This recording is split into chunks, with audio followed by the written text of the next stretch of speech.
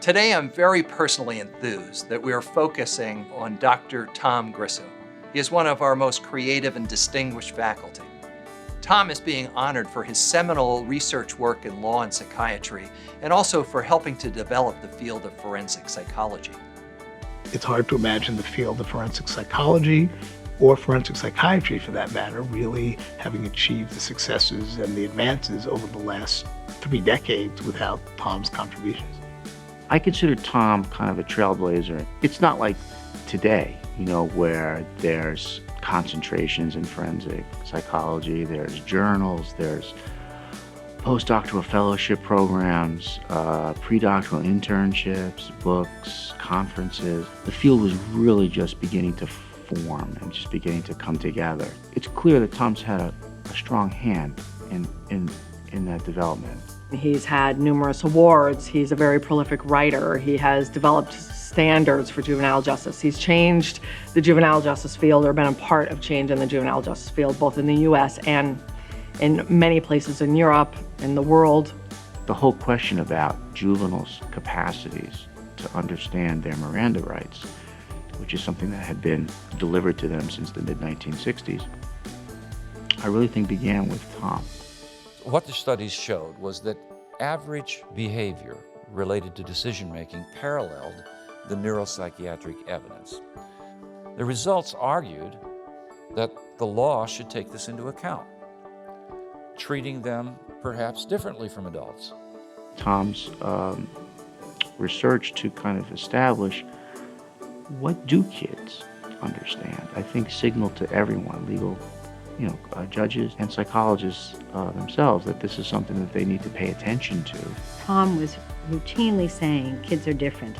And now, lo and behold, sometimes it takes a long time to change policy, but now a lot of the work that he originated has had a significant impact, because the Supreme Court in the United States started saying in 2005 and really crystallized in 2010 decisions that say youth status matters, and we cannot hold kids accountable in the same way as we hold adults accountable.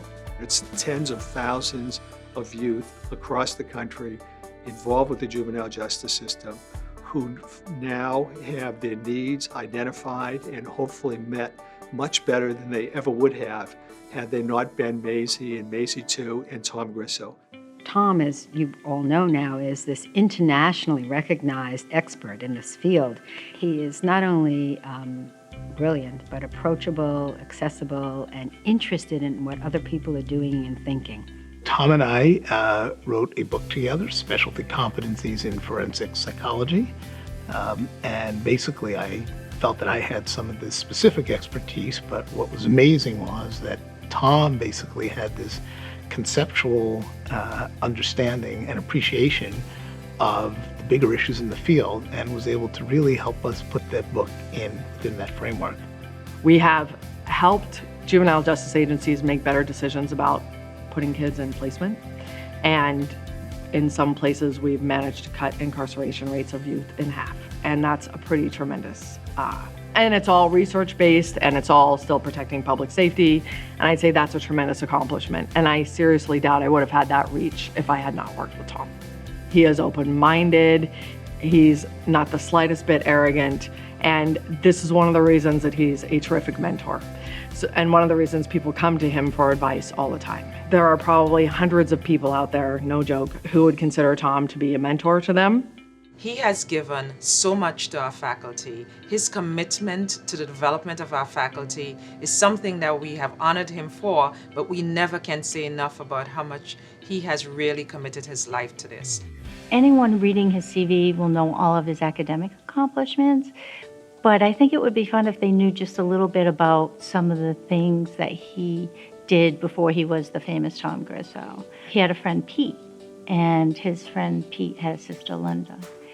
And they thought she was kind of pesty. She was younger. She was a little jealous of them because they got to sing and perform, and that's all she ever wanted to do was sing and perform. So they agreed to be a band. I think Tom played the guitar, and they would go and play in their family's garage.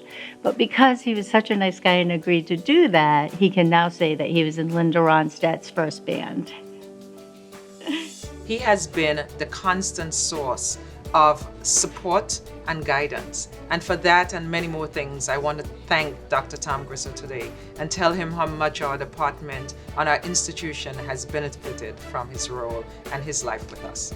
So Tom, congratulations, enjoy the day, well deserved, and thank you for all that you've done for the children and youth of this country who have the mental health needs and have been involved with the juvenile justice system.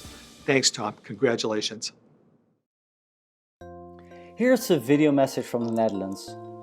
Tom, I would like to thank you for everything you've done for the field of forensic child and adolescent psychiatry and also what you did for me.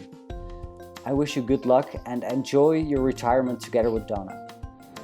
Tom, when we met under rather stressful circumstances on Cape Town Airport in 1990, I think neither of us thought that we would go on to meet in wonderful places like Noosa and Dublin and on 3 other continents. Thank you very much for your friendship, collaboration, and your and Donna's wonderful hospitality. Mariki and I would like to wish both of you everything of the best for this next phase of your life. I don't think we should allow Tom to retire. I think that he needs to, even though he wants to do all these other things, we can't afford to have him stop rethinking and writing and researching on this important issue. Hi, Tom. David Smeltson here. I wanted to thank you for a tremendously long and illustrious career at UMass Medical School.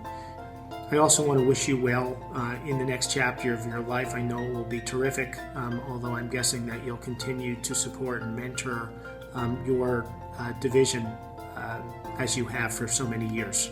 Thank you very much, and I wish you well. I'm still in denial about the fact that he's retiring.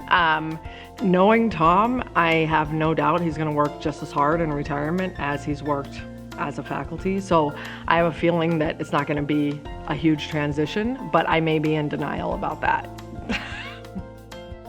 Tom, I hope you're feeling a little uncomfortable with all these nice things being said about you, but no, honestly, it's well deserved. You are one of the most well-liked people here at UMass, and I hope you know that and will remember that. You epitomize the phrase, a gentleman and a scholar, and I'd add to that, you're just a very nice guy. And we will miss you. Hope you enjoy your retirement. Tom, we're going to miss you. I always have thought that you were a perfect example of the revision of what Teddy Roosevelt said, you speak softly and have great ideas. We're going to miss you. Enjoy retirement. Thanks. Hey Tom, for the last 20 years you've been a friend, a mentor, a colleague. Enjoy yourself in retirement. Thanks from all of us. May the Maisie be with you.